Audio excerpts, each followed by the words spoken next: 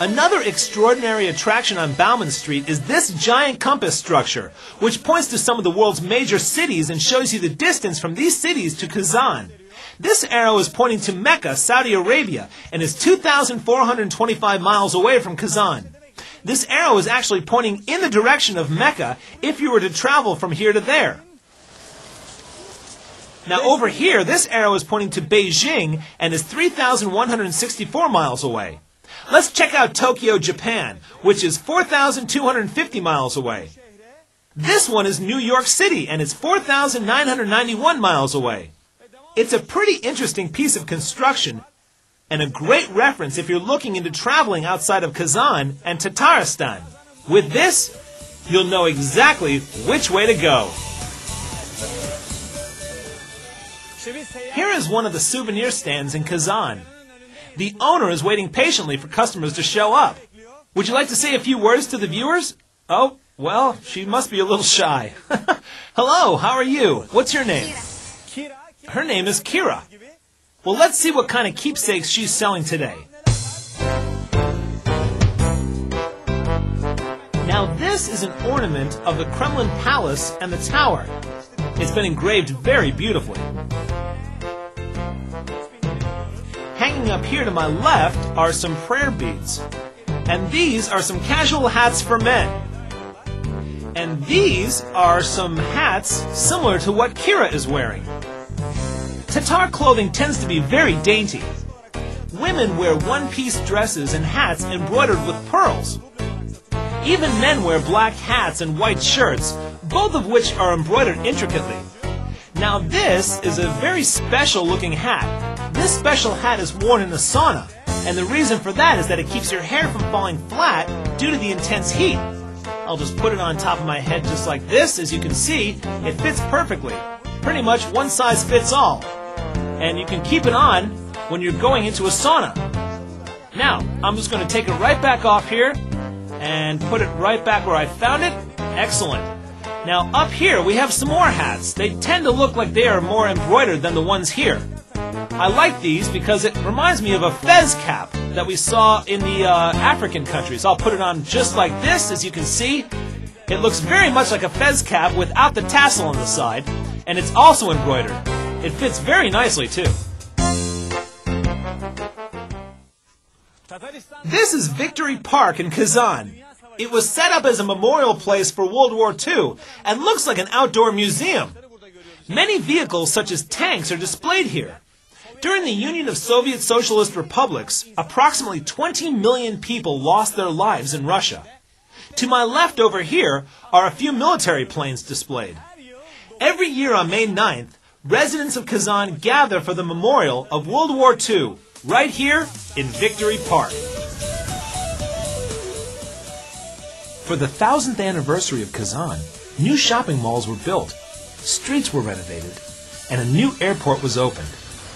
New foreign businesses were implemented, and brand new factories were established. This anniversary was a great celebration for the capital, and the people were excited to experience the new benefits that Kazan had to offer. Because of the historical and architectural significance of the Kazan Kremlin, the modern city of Kazan was included on the UNESCO World Heritage List in 2000. Its mosques, churches, museums, and educational institutions are renowned worldwide.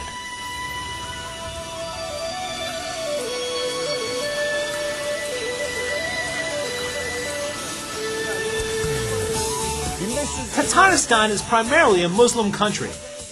Located within the Kazan Kremlin walls is Kol Sharif, Russia's largest and most prominent mosque. Its construction started 9 years ago on the site where the old Kol Sharif mosque once stood when the Russians conquered the city in 1552. It's believed that the building featured minarets, both in the form of cupolas and tents. Its design was traditional for Volga, Bulgaria, although elements of early Renaissance and Ottoman architecture could have been used as well. The mosque is named after Imam Sayyid Kol Sharif, who defended Kazan against the Russian Tsar Ivan the Terrible. President Mintimir Shemiev is here for the grand opening of the mosque. Bismillahirrahmanirrahim.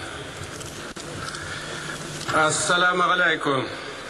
Hürmetli vatandaşlar hem muhterem. Shamiev said in his speech, "The new building is meant to represent the multi-ethnic character of the small Central Russian Republic.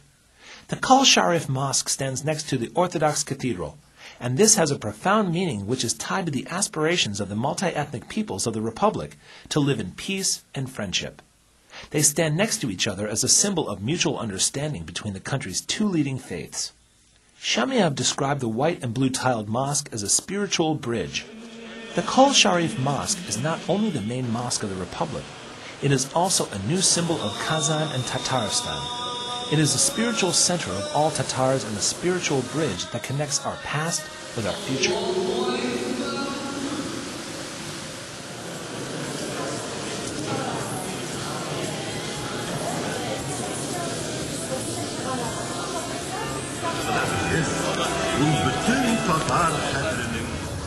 Next, we're going to visit a small village in Kazan called Wataj. It's a very quiet and calm village and a great place to escape if you want to get away from the city for a while.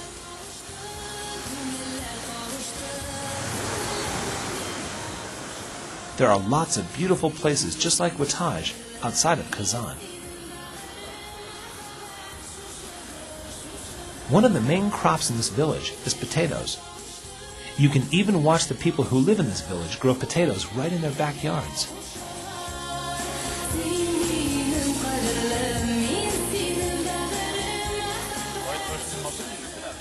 This is Idna, a resident of Wataj who has graciously invited us to dinner in his home.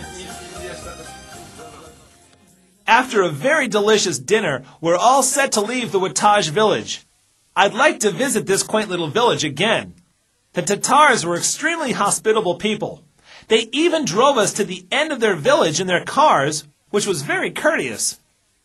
I would have preferred to walk myself after a delicious dinner and all that gracious food that they prepared for us. Well, thank you very much, gentlemen, for inviting us into your home, and for dinner as well. It was a pleasure meeting you, and if you're ever in my country, I would like to invite you to dinner as well. Do you like Turkish food? It's really good.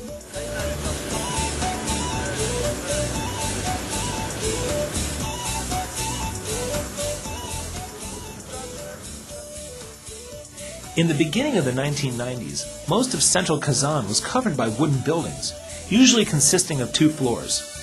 During the Republican program, most of the old apartments were destroyed, and their population was moved to new areas in the suburbs of the city. Nearly 100,000 citizens were resettled by this program.